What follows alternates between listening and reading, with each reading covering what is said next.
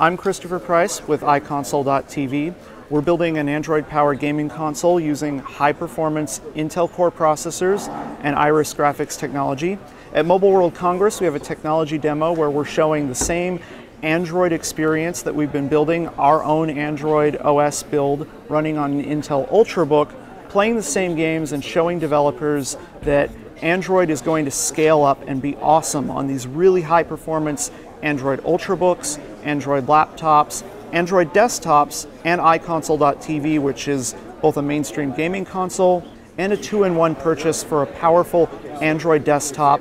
Sure, so let me start this demo back up.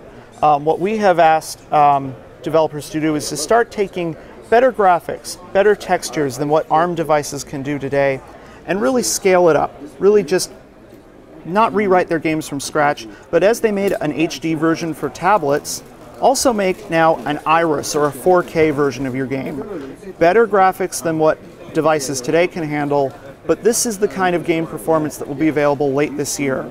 No Android today can do this except for the iConsole Developer Kit that we have available at iConsole.tv for developers. But as you can see, that same game is running here on an Intel Ultrabook using the iConsole OS, which is at its core Android. We'll be shipping with Android KitKat. So how has the game been modified to kind of take advantage of the Iris cores? So the first thing is this is running both ARM and x86 native code. For a developer, this is now pretty easy. We support Havoc, we support Unreal, so the middleware platforms are coming on board. Unity developers, stay tuned. But what I can say is that optimizing for x86 has become very easy. If you have an ARM app, we can make that work too. But really the important thing, whether it's ARM or x86, is packing in better textures, better effects, better OpenGL graphics, and scaling to things like OpenGL ES3 that are relatively new to the Android ecosystem. We're not asking developers to do anything special for iConsole. We're asking them to look forward and pack in better graphics than what Android can do today. Sure, so we've got some games here. We have our Android user experience.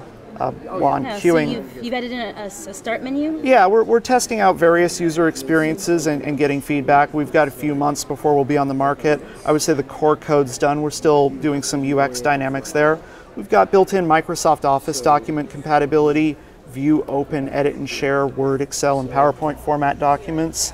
The nice thing is it's a real multitasking champ. As I toggle over here, I'll flip over to an in-game demo. And you can see these games all transition very gracefully. So we'll have broad controller compatibility, but here we've got a multi-touch game that will also work on controller in the near future. Yeah, so this is Deus Ex. Yeah, this is the Android Deus Ex, but we're using very high performance effects and animations here. So if you're typically porting any kind of Android game over onto this, what kind of work will need to be done? Yeah, so obviously accelerating for x86 will give you more opportunities, but initially better textures, better graphics, and OpenGL ES3 effects are what developers should look to. And then optimizing for Intel architecture using Intel's tools available at the Intel Developer Zone to optimize your apps from there.